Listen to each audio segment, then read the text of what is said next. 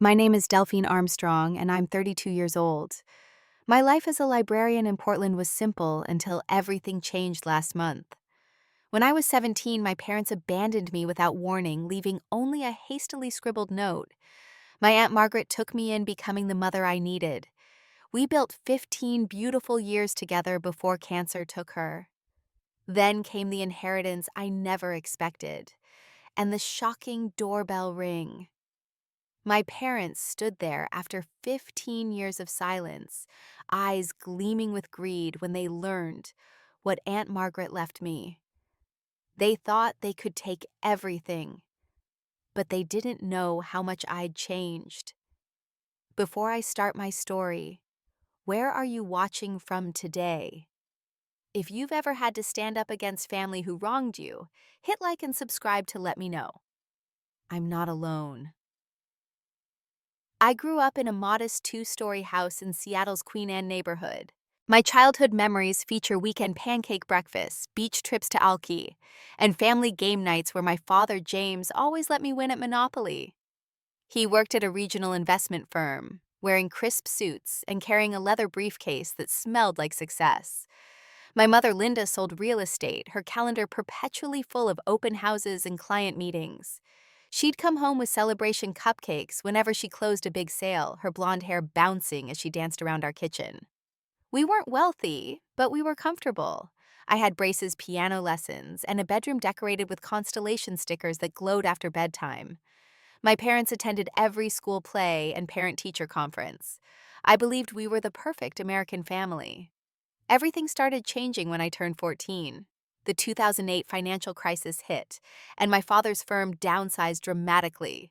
His position survived, but his commission structure changed. The stress lines around his eyes deepened. He started coming home later smelling of whiskey instead of his usual sandalwood cologne. "It's just networking, Delphine," he'd say when I asked about his late nights. "Sometimes deals happen over drinks." My mother's real estate business suffered too. Properties sat unsold for months. The celebration cupcakes became rare, then non-existent. She started drinking wine with lunch, not just dinner. Their arguments grew louder, usually about money bills and missed payments. By the time I turned 15, our comfortable life had unraveled at the edges. My father sold his beloved vintage Mustang. My mother pawned her grandmother's pearl necklace. Piano lessons stopped. Family vacations became staycations. The refrigerator held store-brand basics instead of our usual organic produce. I found ways to adapt.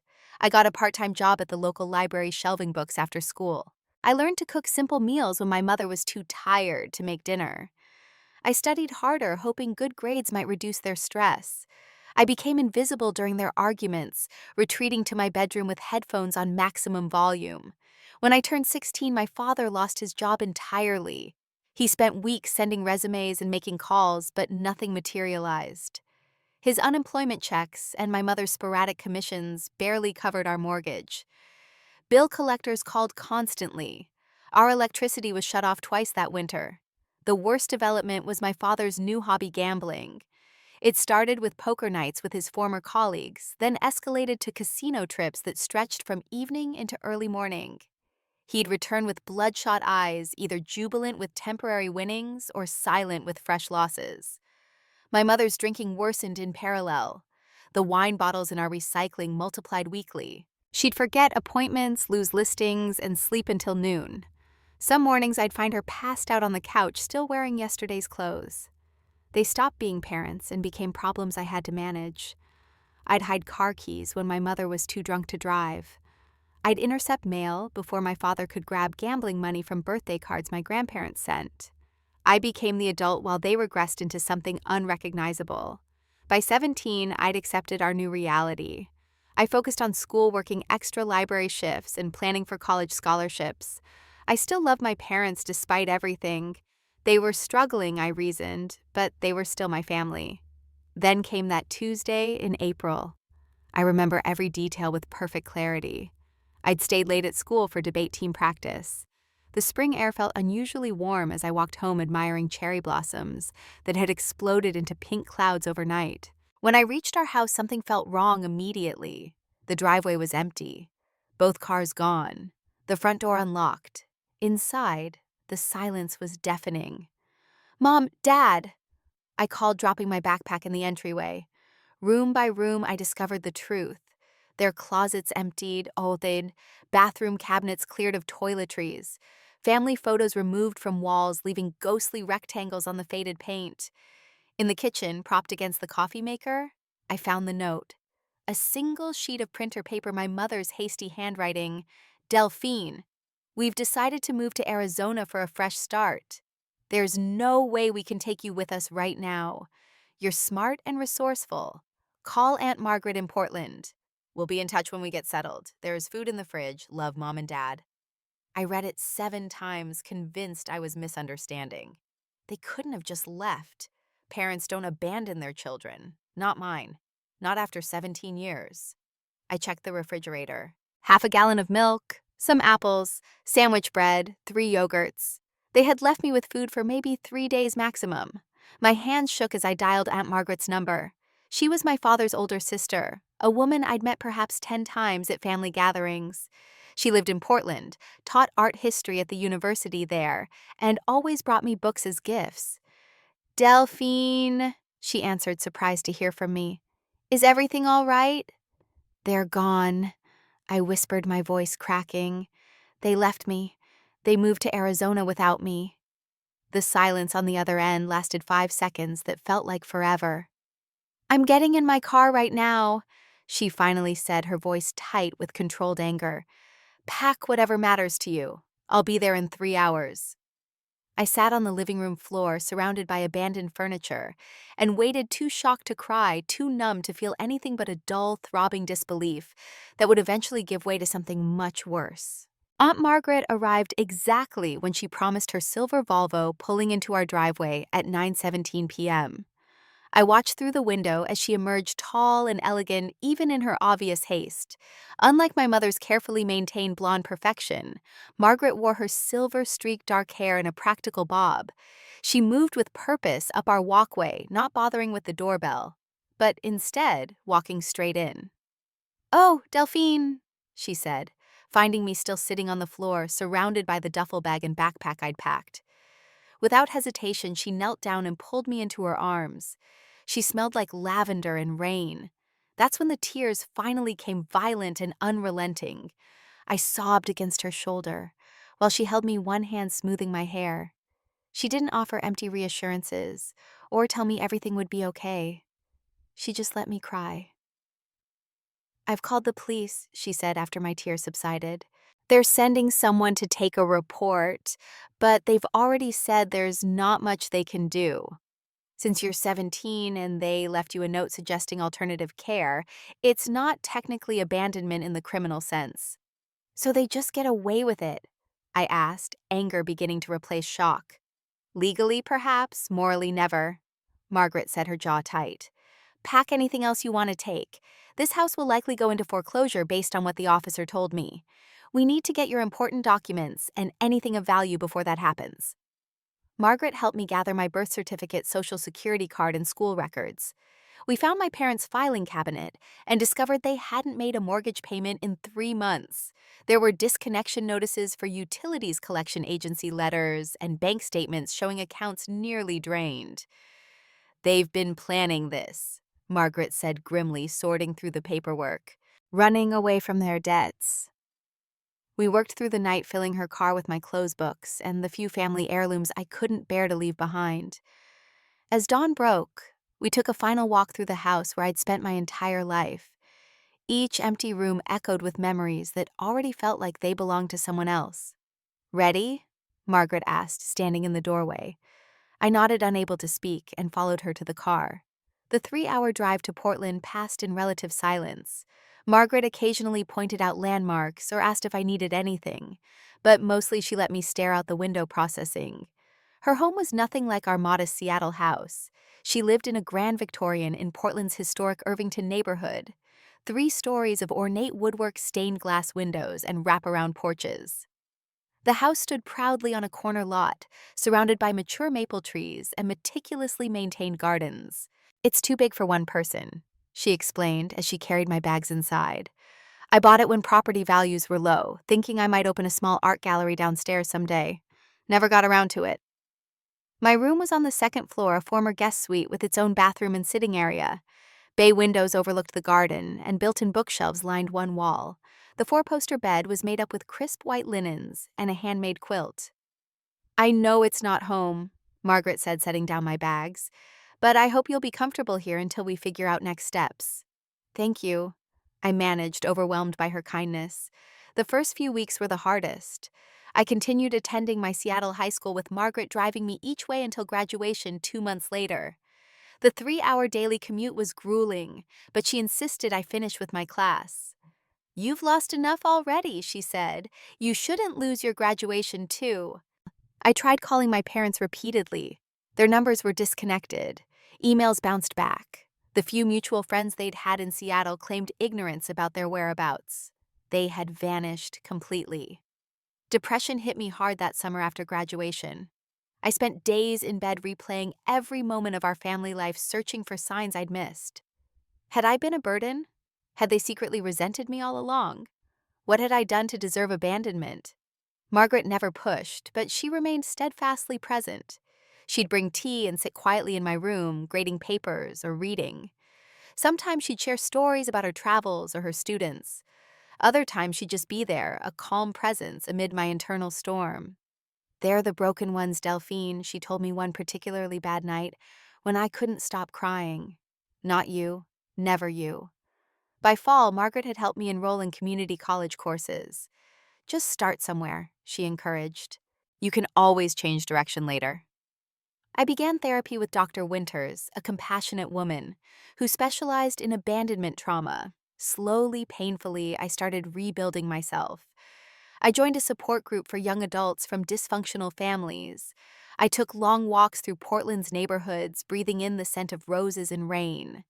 I volunteered at the local library, finding comfort in the familiar routine of shelving books. Margaret never treated me like a charity case or temporary responsibility.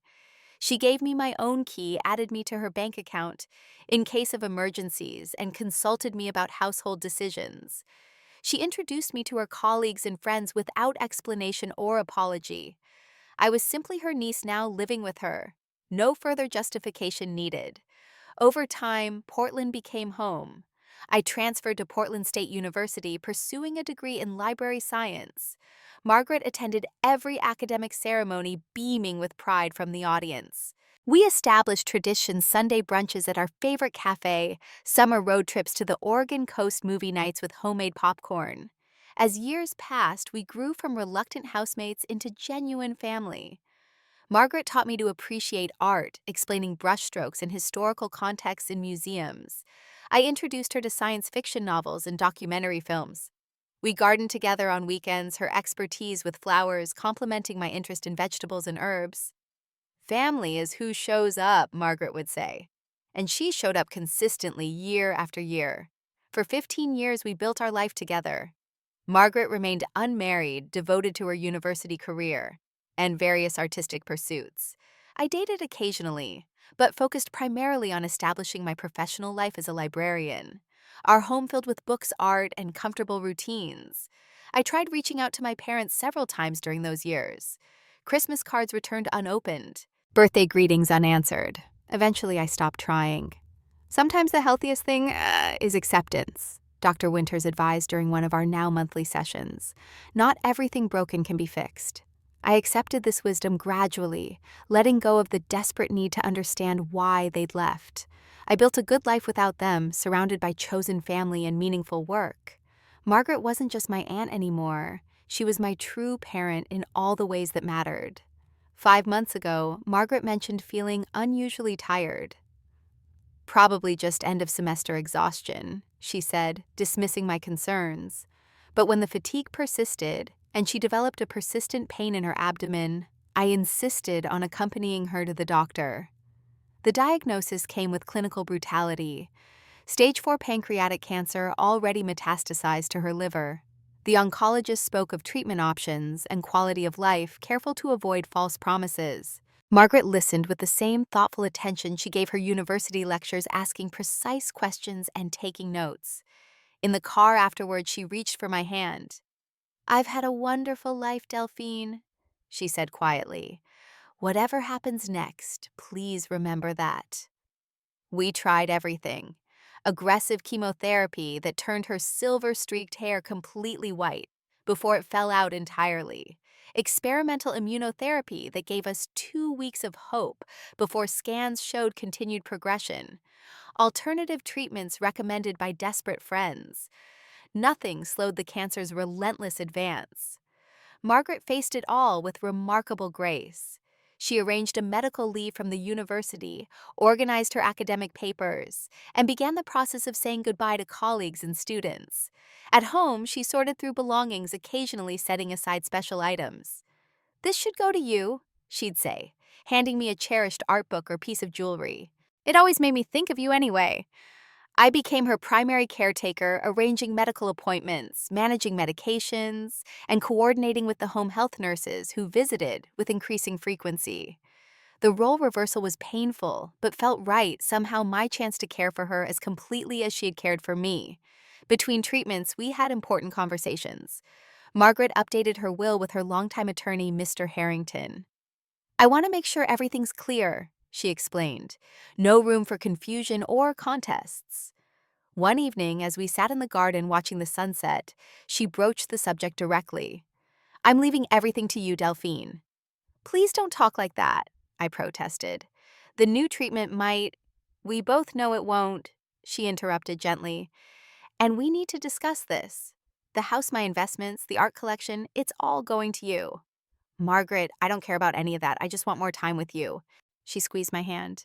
"I know, but this matters. You came to me with nothing but a duffel bag and a broken heart. After what your parents did, you deserve security. Everything I have is yours with no strings attached. You can sell it all and travel the world or keep everything exactly as it is. Your choice." I couldn't speak through my tears, so I just nodded and held her hand tighter. As the cancer progressed, Margaret's world contracted. First to our neighborhood, then to our home, then to her bedroom. The hospital bed we installed in the library became her final post, surrounded by the books and art she loved. Those last weeks held a different kind of intimacy. I read to her for hours, poetry, novels, art criticism. When she felt strong enough, we looked through old photo albums. She told me stories from her childhood, including some about my father that helped me see him more completely, though they didn't excuse his abandonment. The hospice nurses taught me how to administer morphine for her increasing pain. They showed me how to recognize the signs that the end was approaching. They prepared me as best anyone could be prepared for losing someone you love. On her final night, Margaret was lucid, but very weak. Rain tapped gently against the library windows as I sat beside her, holding her thin hand. "You were the best thing that ever happened to me," she whispered. "I feel the same way about you." I told her, tears streaming down my face. "Promise me you'll live boldly," she said. "Don't let fear make your choices." "I promise." She died peacefully just before dawn, her hand still in mine. The room felt suddenly emptier, as if something essential had departed with her last breath. I sat with her until the hospice nurse arrived, memorizing her face in repose, whispering "thank you" over and over. The days that followed passed in a blur of necessary arrangements. The funeral home, the obituary, the service at the university chapel where colleagues shared stories of Margaret's brilliance and kindness. I moved through it all in a fog of grief, functioning, but not truly present. 2 weeks after the funeral, Mr. Harrington invited me to his downtown office to discuss Margaret's estate.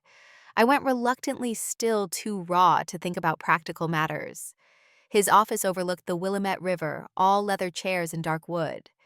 Mr. Harrington, in his 70s, with wire-rimmed glasses and bow tie, had been Margaret's attorney for decades. "Before we begin," he said kindly, "how are you holding up, Delphine?" "I'm managing," I replied, the standard answer I'd been giving everyone. He nodded sympathetically. "Margaret spoke often of you. She was immensely proud of the woman you've become." The lump in my throat made it impossible to respond. Mr. Harrington proceeded to explain the extent of Margaret's estate, each revelation more shocking than the last. The Victorian home valued at $3.8 million in Portland's booming market. Investment accounts totaling $2.2 million, meticulously managed over decades. Her art collection conservatively appraised at $800,000. Additional properties, including a small cabin on the Oregon coast and a condo in Paris she'd rarely mentioned. All of it, Mr. Harrington emphasized, has been left to you without restriction or condition. Margaret was very clear about her wishes. I sat stunned, overwhelmed, not just by the amounts, but by the magnitude of Margaret's generosity. I'd known she was comfortable, but never imagined this level of wealth. There's something else, Mr. Harrington added, sliding a sealed envelope across his desk. Margaret asked me to give you this privately after the will was read. Inside was a handwritten letter, Margaret's elegant script flowing across creamy stationery. My dearest Delphine, if you're reading this, I've moved on to whatever comes next. Please don't mourn too long. I've had a rich life made immeasurably better by having you in it. About the inheritance, yes, it's substantial. I've always lived simply despite my resources. The money came from my grandparents, who invested wisely in timber when Oregon was young. I've added to it over the years through careful management. Use it well, but remember that wealth is just a tool, not a purpose. Find work that fulfills you. Create a home that nurtures you. Love deeply when the opportunity arises. These are the true measures of a life well lived. And if your parents ever reappear as people often do when money enters the equation, remember that you owe them nothing. Not explanations, not forgiveness, not a single penny of this inheritance. Stand your ground. You are stronger than you know. All my love, always, Margaret. I read the letter 3 times, hearing her voice in every word. Her final gift wasn't the money, it was permission to claim it unapologetically, and the foresight to warn me about what might come next. I couldn't have known how quickly her prediction would come true. Exactly 2 weeks after meeting with Mr. Harrington, the doorbell rang on a Sunday afternoon. I was in the garden, deadheading roses that Margaret had planted years ago, trying to find solace in continuing her routines. Wiping soil from my hands, I went to answer, expecting perhaps one of Margaret's colleagues dropping off a casserole or returning borrowed books. Instead, I opened the door to find 2 people I barely recognized. My parents. They stood on the porch, looking simultaneously familiar and foreign, like characters from a half-forgotten dream. 15 years had transformed them. My father's once dark hair was now steel gray, his face mapped with new lines. He'd gained weight around his middle, straining the buttons of his polo shirt. My mother had aged differently, her face unnaturally tight from what appeared to be excessive cosmetic work.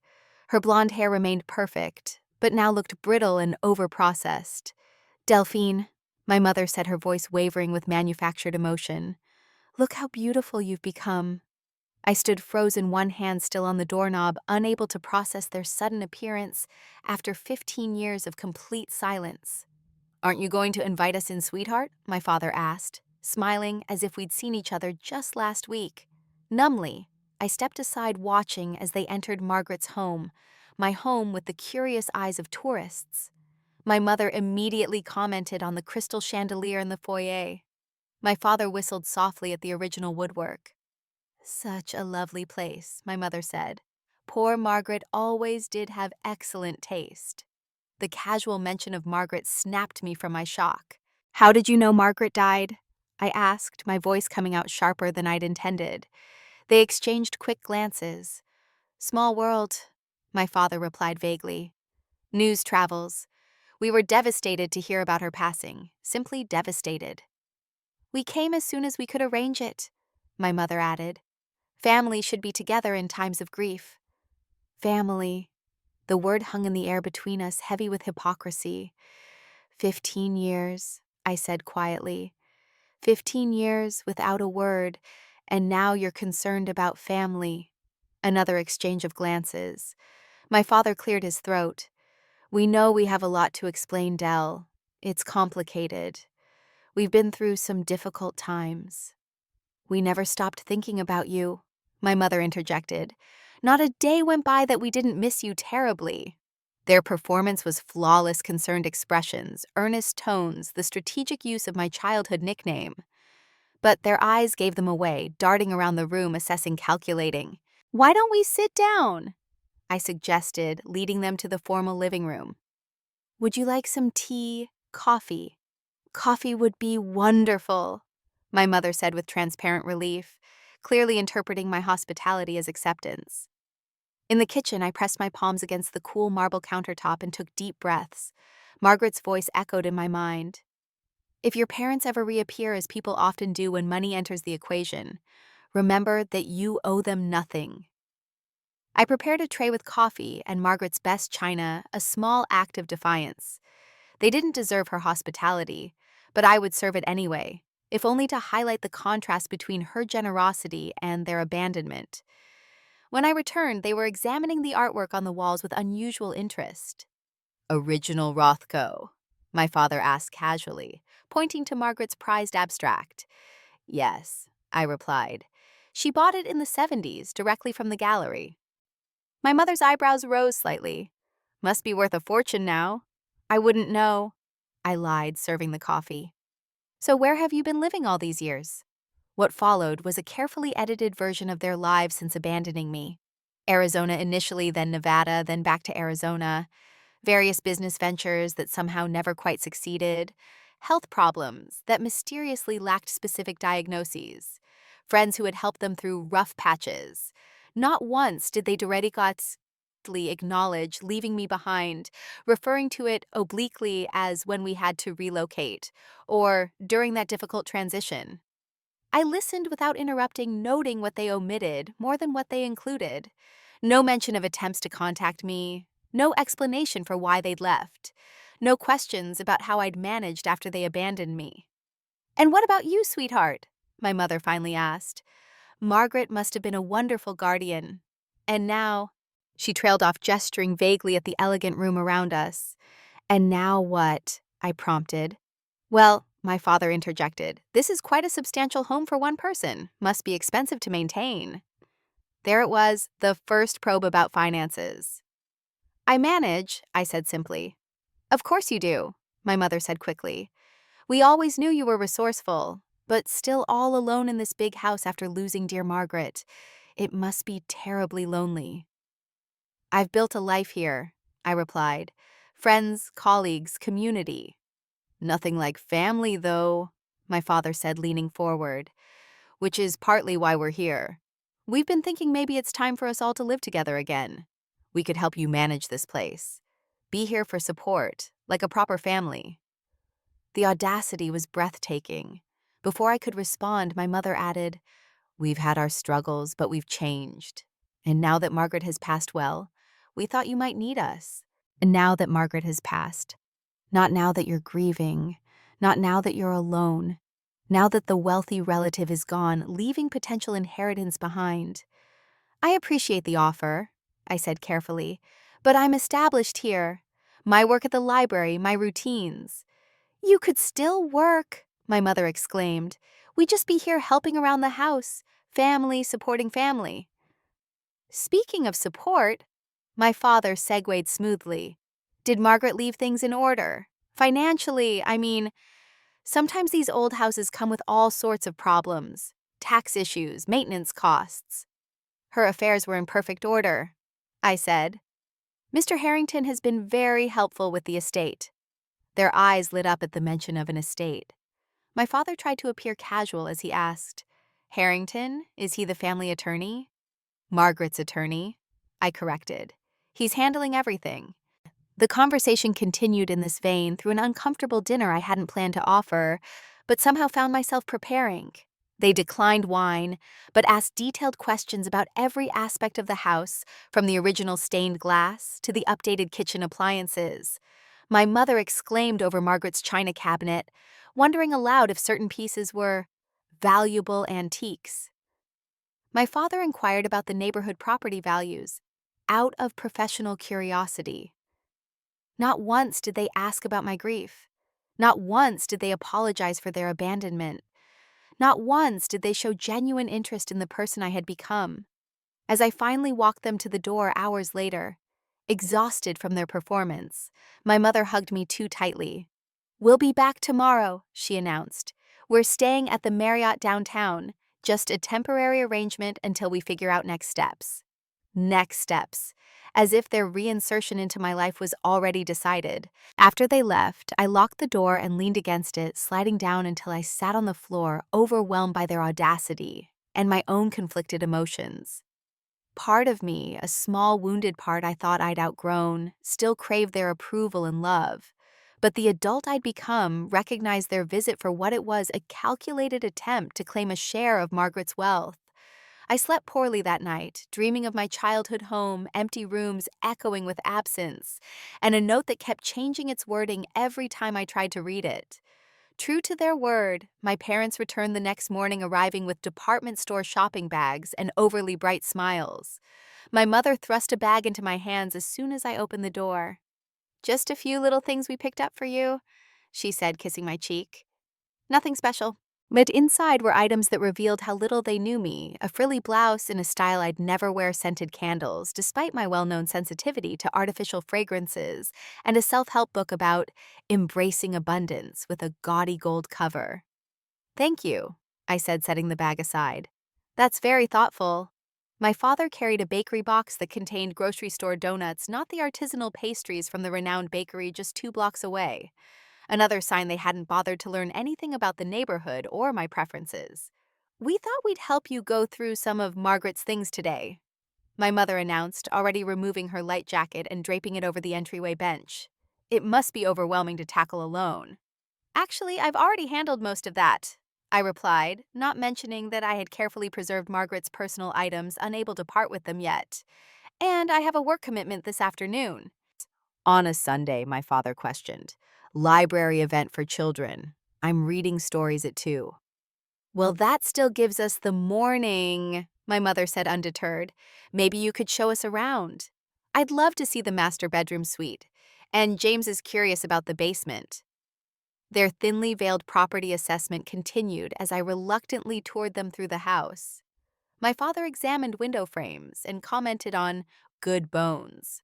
My mother opened closets without asking, and peered into cabinets, occasionally asking if certain items were valuable or collectible. In Margaret's art studio, which I'd left untouched since her death, my mother picked up a small bronze sculpture. "This looks expensive," she remarked, turning it over to look for markings. "Please don't touch that," I said sharply. "It's important to me." She set it down with exaggerated care. "Of course, sweetheart.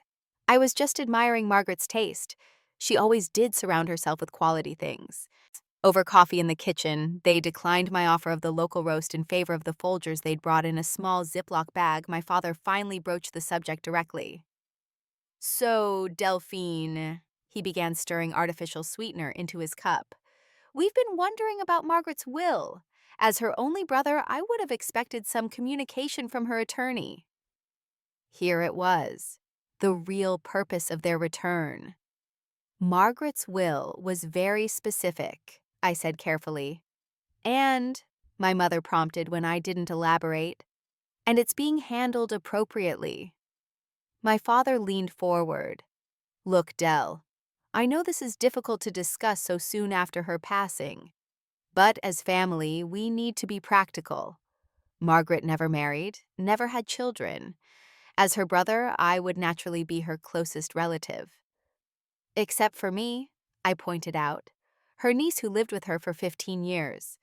Of course," he said quickly. "And I'm sure she left you something appropriate. A keepsake, perhaps some funds for your education, but the bulk of the estate that would naturally follow family lines." The audacity was stunning. "Family lines," I repeated. "Like when you left your 17-year-old daughter with 3 days' worth of food and a note." My mother's artificially smooth forehead attempted to crease with concern. "Delphine, you have to understand, we were in a terrible situation."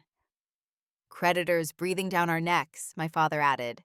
"We had to make a fresh start." "Without me," I said flatly. "We always intended to send for you once we were established," my mother claimed, reaching for my hand across the table.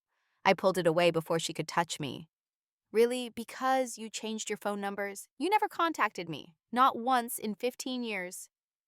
"We were ashamed," my father said, his voice dropping to a practiced tone of contrition.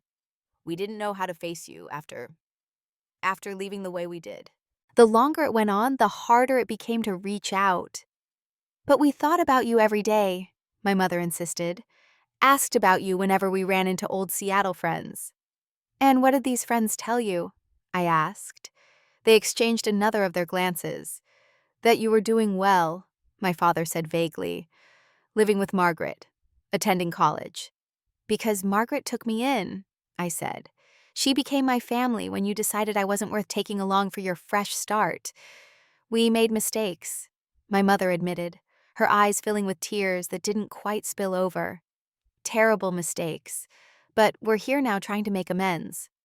15 years later, immediately after Margaret's death, immediately after she left her entire estate to me. The room went silent.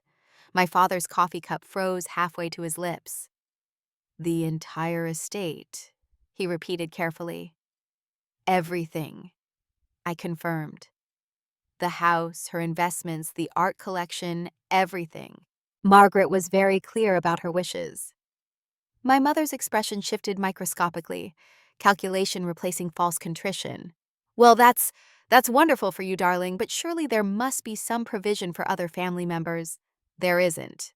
My father set his cup down with deliberate control. That can't be right. I'm her brother, her only sibling. There must be some mistake. No mistake. Mr. Harrington explained everything very clearly. Margaret updated her will regularly. Her last revision was just 3 months ago when she knew she was dying. She left everything to me with no conditions or restrictions. But that's not fair, my mother blurted abandonment of pretense. We're family too. Now you're family, I asked incredulously. After 15 years of complete silence, I'm her brother, my father insisted, his voice hardening. Blood relation. There are laws about these things. Actually, there aren't, I countered. Margaret was of sound mind. Her will is legally binding and very specific. Mr. Harrington assured me it's ironclad. My father's face flushed with anger. This isn't right. Margaret was always difficult, judgmental. She clearly poisoned you against us. Margaret never spoke ill of you, I said truthfully. She didn't need to. Your actions spoke for themselves. We made one mistake, my mother said, her voice rising. One mistake 15 years ago, and now we're being punished, denied our rightful share of a family estate. One mistake, I echoed. You abandoned your child, left me alone in an empty house with no plan beyond call your aunt, never checked on me, never sent money, never even called to make sure I was alive. That's not one mistake. That's thousands of days of choosing to continue that mistake. We had our reasons, my father said darkly. What reasons could possibly justify abandoning your child? You wouldn't understand. My mother snapped, her carefully constructed facade crumbling. You've never been desperate. I was 17 and suddenly homeless, I reminded her. I understand desperation. My father stood abruptly, his chair scraping against the floor. This isn't over, Delphine. Margaret's estate should rightfully be shared among family members. I'm her closest blood relative. And I'm the person she chose to inherit, I replied, remaining seated, refusing to be intimidated. The person who cared for her through cancer. The person who was there for her last breath. The person who didn't abandon her. We'll be consulting our own attorney, my father threatened. Don't make any decisions about the estate until this is resolved. It is resolved, I said calmly. The estate is mine legally and morally. I think you should leave now. You ungrateful little, my father began, but my mother grabbed his arm. James, she hissed, not now. His jaw worked as he visibly restrained himself. We'll be in touch, he said finally. This conversation isn't finished. Actually, it is, I replied, standing to show them out. I have a children's reading to prepare for. At the door, my mother made one last attempt, her voice honeyed again. Delphine, sweetheart, don't let this come between us. We've just found each other again. We can work this out as a family. We're not a family, I said quietly. We haven't been since I was 17. Please don't come back unless you're invited. I closed the door on their protests, then leaned against it, heart pounding. Through the stained glass, I watched their distorted figures hesitate on the porch before finally descending the steps and walking away. Only when their car pulled from the curb did I allow myself to slide to the floor, overwhelmed by the encounter and the certainty that this confrontation was only the beginning. The legal letter arrived precisely 1 week later, printed on heavy cream stationery from Daniels and Weber attorneys at law. The firm's Phoenix address confirmed my suspicion that my parents had maintained their connection to Arizona all these years. The letter was carefully worded, but unmistakable in its intent. James Armstrong, as Margaret Armstrong's only sibling, was expressing concern about the disposition of her estate and requesting a comprehensive accounting of all assets before considering further legal options. I called Mr. Harrington immediately, reading the letter verbatim over the phone. "Not unexpected," he sighed. "Your aunt warned me this might happen if they discovered the extent of her estate. Can you come to my office tomorrow morning? We should discuss this in person." The following day, I sat across from Mr. Harrington as he reviewed the letter, his bow tie slightly askew as he frowned at the document. "This is primarily intimidation," he concluded, setting it aside. "Your aunt's will is exceptionally clear and legally sound. We took extra precautions given her concerns about your parents potentially contesting it." "What kind of precautions?" I asked. "Margaret underwent comprehensive cognitive assessment before signing the final version. We videotaped the signing with witnesses present. She also prepared a separate letter explaining her reasoning, which would be powerful evidence should this reach court." He adjusted his glasses. "However, they're likely hoping you'll settle to avoid the hassle of litigation." "Is there any merit to their claim, my father being her brother?" "Very little. In Oregon, a testator has broad freedom to distribute their estate as they wish. Margaret was of sound mind, free from undue influence, and explicit in her intentions. Your parents abandoned you as a minor, and Margaret raised you for 15 years. No reasonable court would invalidate her wishes." He paused. "That said, litigation is expensive, time-consuming, and emotionally draining even when you're in the right.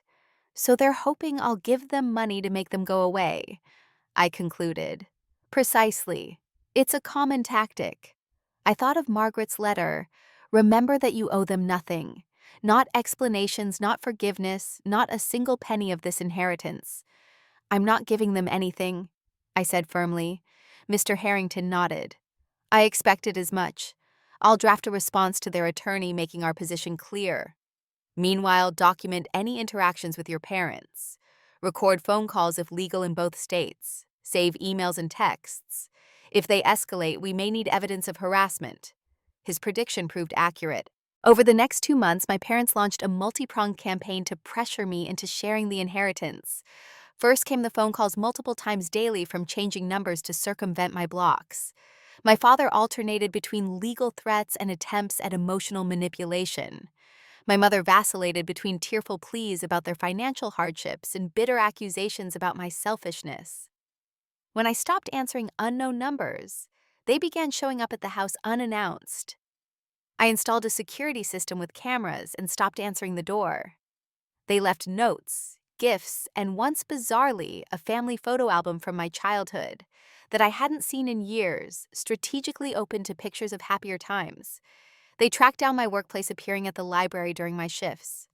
The first time I was shelving books in the reference section when my mother approached, causing me to drop an encyclopedia in shock. "We just want to talk, Delphine," she said loudly enough that nearby patrons looked up. "Why are you shutting out your own parents?" My supervisor, Ellen, intervened, escorting them out with professional firmness and calling security. Afterward, she helped me to the break room, where I sat trembling with anger and embarrassment. "Family stuff?" she asked gently. "Long story, I managed. Very long story." Ellen squeezed my shoulder. "Take the rest of the day, and Delphine, whatever it is, you've got support here." Their tactics grew increasingly desperate.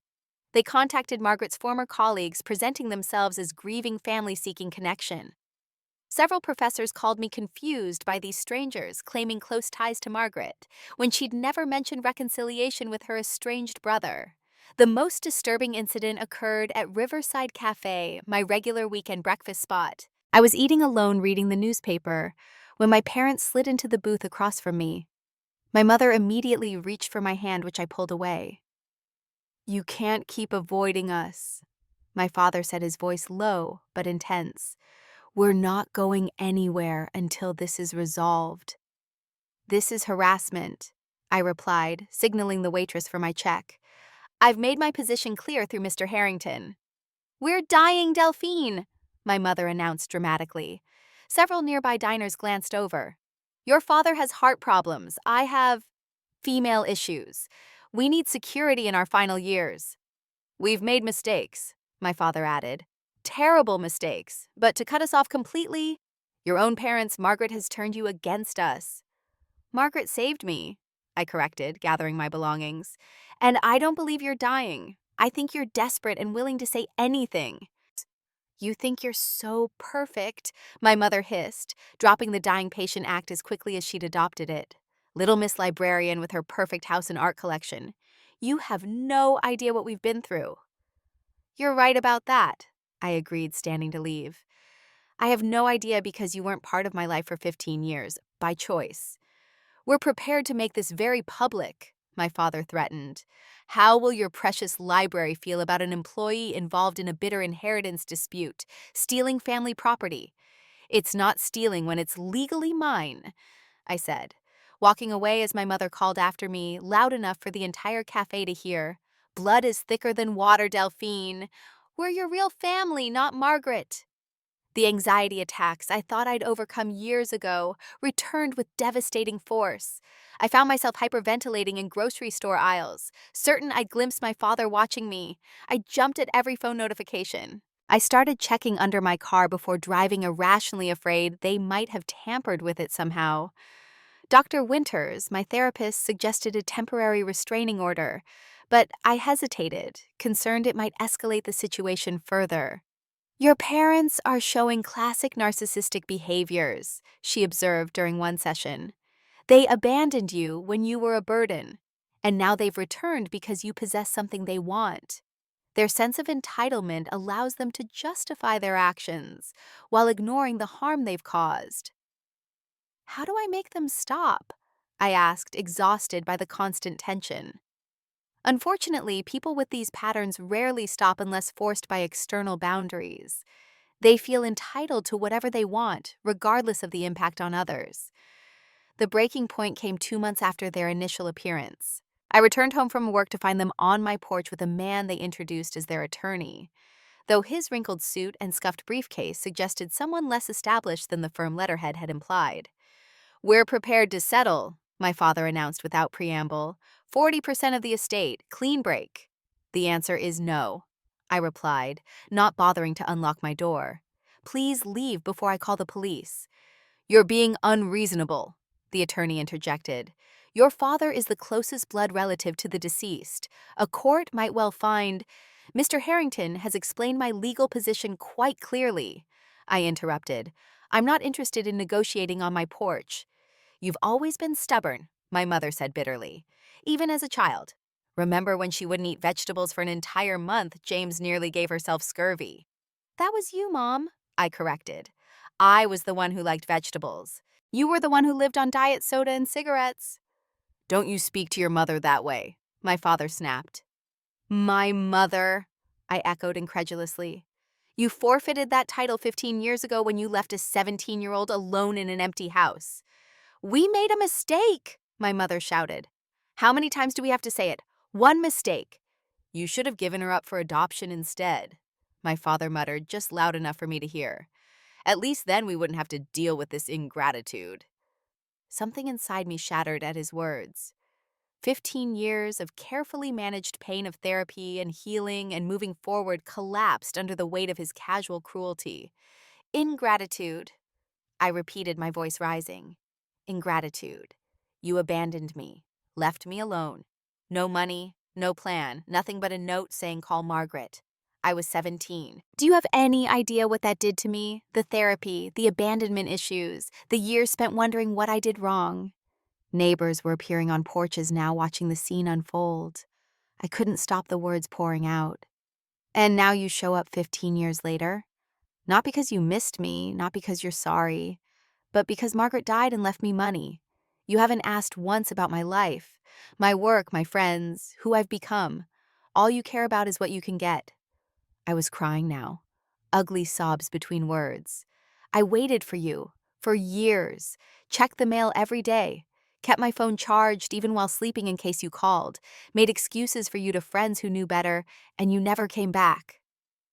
My father's expression shifted subtly, a hint of satisfaction creeping into his eyes. He thought he'd broken me, thought my emotional outburst meant he'd won.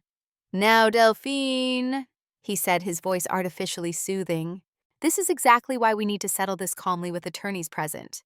You're clearly too emotional about the past to think rationally about Margaret's estate." His condescension was the bucket of cold water I needed. I straightened, wiping tears from my face. "Get off my property," I said quietly. "All of you. Now. Or I'm calling the police and filing for a restraining order." "You can't just," my mother began. "I can and I am. Leave. Now." The attorney, looking increasingly uncomfortable, tugged at my father's sleeve. "Perhaps we should continue this another time." They retreated down the steps, my father turning back to deliver a parting shot. "This isn't over, Delphine.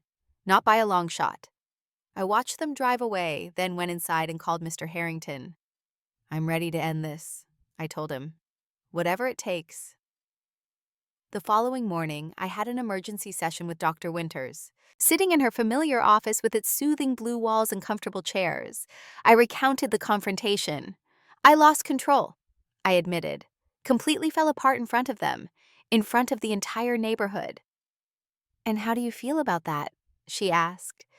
Embarrassed, angry, but also, I searched for the right word, relieved somehow. "You finally expressed the pain you've been managing for 15 years, Dr. Winters observed. "That's not losing control, Delphine. That's releasing something you've carried far too long." "They seemed almost pleased when I broke down," I said, "like they'd accomplished something." People with narcissistic tendencies often feel validated when they provoke emotional responses. It proves their importance, their power to affect others. She leaned forward slightly. "But here's what matters. How do you want to proceed now?" The question crystallized something that had been forming in my mind since the confrontation. "I want to be free of them," I said firmly. "Completely free. Not just physically, but emotionally. I want to stop carrying the weight of their abandonment and stop fearing their reappearance." "That's a profound insight," Dr. Winters smiled. "And what might that freedom look like in practical terms?" "I need to resolve this inheritance issue decisively. As long as they believe there's a chance of getting money, they'll keep coming back." And beyond the practical matters, I considered her question carefully. I need to accept that they'll never be the parents I deserved. They'll never apologize sincerely or take responsibility for the harm they caused. Their narrative will always cast them as victims and me as ungrateful. "That's a difficult truth to accept," Dr. Winters acknowledged. "But necessary," I added. "Expecting them to change has kept me tethered to false hope. I need to release that expectation entirely." After our session, I met with Mr. Harrington to develop a strategy. When I arrived at his office, he had Margaret's personal journals spread across his desk. "Margaret kept meticulous records," he explained. "I've been reviewing them since our last conversation. There's something here you should see." He handed me a leather-bound journal dated 10 years earlier. Inside, in Margaret's elegant handwriting, was an account that stunned me. Margaret had tracked down my parents in Scottsdale, Arizona 8 years after they abandoned me. She'd flown there unannounced and confronted them at the modest condo they were renting. According to her journal, my father had initially denied his identity, then grown hostile when Margaret persisted. My mother had eventually invited her inside, where Margaret had proposed a deal she would provide financial assistance to help them stabilize their lives, but only if they reconnected with me. "They refused immediately," Margaret wrote. "James became agitated, claiming I had turned Delphine against them and poisoned the well. Linda suggested that Delphine was better off without their complications. When I pressed about their responsibilities as parents, James said, 'She's an adult now, water under the bridge.' I left feeling both furious and relieved furious at their callousness, but relieved that Delphine hasn't had to face such profound selfishness directly. I read the entry 3 times, tears streaming down my face. "She never told me," I whispered. "All these years she never mentioned trying to reconnect us." "Margaret wanted to protect you," Mr. Harrington said gently. "But now this journal provides powerful evidence against any claim they might make about being denied a relationship with you or with Margaret." Armed with this new information, we scheduled a meeting at Mr. Harrington's office. My parents arrived with their attorney looking smugly confident until Mr. Harrington mentioned the journals. "Before we begin formal discussions," he said, "I should inform you that we have extensive documentation regarding previous contact between Margaret Armstrong and James and Linda Armstrong, including Margaret's offer of financial assistance that was refused." My father's expression hardened. "What are you talking about?" I slid the photocopied journal pages across the table. "Margaret came to see you in Scottsdale 8 years ago. She offered to help you financially if you would reconnect with me. You refused." My mother snatched the pages, scanning them frantically. These are private conversations. She had no right to record." "They're her personal journals," Mr. Harrington interrupted smoothly. "Perfectly admissible should this matter proceed to court." Their attorney looked increasingly uncomfortable as he reviewed the photocopies. "Perhaps we should take a moment to discuss this privately," he suggested to my parents. "There's nothing to discuss," my father snapped. "Yeah, so Margaret came to see us once. So what? That doesn't change the fact that I'm her brother and entitled to—" "You're entitled to nothing," I interrupted, finding strength in Margaret's words from beyond the grave. "Margaret offered you help years ago. You rejected it because it came with the condition of reconnecting with me. You chose money over your daughter, then just as you're doing now." I stood feeling calmer and more centered than I had in months. "I've prepared an offer. It's the only one I'll make. Mr. Harrington has the details." Mr. Harrington distributed folders containing my proposal. 1. A one-time payment of $100,000, representing approximately 1.5% of the total estate value. 2. A signed agreement that this payment constituted full and final settlement of any claims against Margaret's estate. 3. A non-contact agreement prohibiting any future attempts to communicate with me directly or indirectly. Proof of enrollment in gambling addiction counseling for my father and substance abuse counseling for my mother. 5. A $25,000 donation in their names to a support organization for abandoned teens to be paid from the settlement amount. "This is insulting," my father sputtered. 1.5%, when I'm her only brother. "The brother who abandoned his daughter," I reminded him calmly. "The brother who refused Margaret's help years ago. The brother who appeared only after learning of a potential inheritance." "We could fight this," my mother threatened, but her voice lacked conviction. "You could," Mr. Harrington acknowledged, "and you would almost certainly lose after spending considerable sums on legal fees. Ms. Armstrong's offer is generous considering the circumstances." "The addiction counseling requirement is invasive and unnecessary," their attorney objected. "It's non-negotiable," I replied. "I'm not financing your next gambling binge or drinking spree. The money comes with conditions just like Margaret's offer 8 years ago." My parents conferred in heated whispers. Finally, my father looked up, defeat etched in the lines of his face. "We'll need time to consider this," he said stiffly. "You have 48 hours, Mr. Harrington responded. "After that, the offer is withdrawn, and we proceed with restraining order applications and formal rejection of any estate claims." 2 days later, their attorney called to accept the terms. The paperwork was signed the following week in Mr. Harrington's office. My parents did not meet my eyes during the brief procedure. As they prepared to leave, I spoke directly to them for what I knew would be the final time. "I release you," I said simply, "from any obligation as parents, from any connection to me. I free you completely from my life and expectations. In return, I claim my freedom from you." My mother's artificially smooth face crumpled slightly, perhaps the first genuine emotion she'd shown since reappearing. My father merely nodded curtly before guiding her from the room. In the months that followed, I focused on rebuilding my life without the shadow of their potential return. I established the Margaret Armstrong Foundation for Educational Support, providing scholarships to students who had experienced family abandonment or trauma. I sold some of Margaret's art collection to purchase a smaller cottage near the library, keeping only the pieces that held personal meaning. The Victorian house became the foundation's headquarters, its rooms converted into meeting spaces, counseling offices, and a resource library. I continued working at the public library, finding meaning in connecting readers with books that might change their lives, just as Margaret had done for me. In the evenings, I volunteered with a teen support group sharing my story with young people navigating their own family fractures. Through a book club I organized, I met Adam, a kind-eyed bookstore owner, with a quiet laugh and patient nature. Our relationship developed slowly built on shared passions and honest communication. When I finally told him the full story of my parents, he listened without judgment or platitudes. "Family is who loves you," he said simply. "Who shows up, who stays."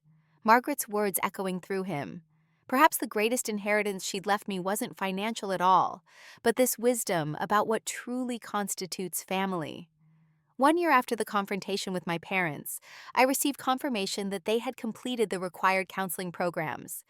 The foundation made the donation in their names as agreed. I felt no joy or resentment at this final closure, only a peaceful certainty that this chapter was truly finished. In my new home's small library, I hung Margaret's favorite painting, a vibrant landscape showing a winding path through dark woods that opened onto a sun-drenched meadow. She had always said it reminded her of life's journey's difficult passages that eventually lead to light. Standing before it now, I understood that forgiveness wasn't about excusing what my parents had done. It was about releasing myself from the burden of their actions. They would always be the people who abandoned me, but I would no longer be defined as the person who was abandoned. Margaret's true gift had been showing me that family isn't determined by blood, but by love, consistency, and choice. She chose me when my parents wouldn't. Now I chose to honor her legacy by living fully loving generously and creating the family I deserved through connections that nourished rather than depleted me. If you've ever had to create boundaries with toxic family members, I'd love to hear your story in the comments. How did you find the strength to stand your ground? Please like this video if anything in my journey resonated with you. Subscribe if you want to hear more stories about finding healing after family trauma. And share with someone who might need to be reminded that they deserve better. Thank you for listening to my story. And remember, family is who loves you, not just who shares your DNA.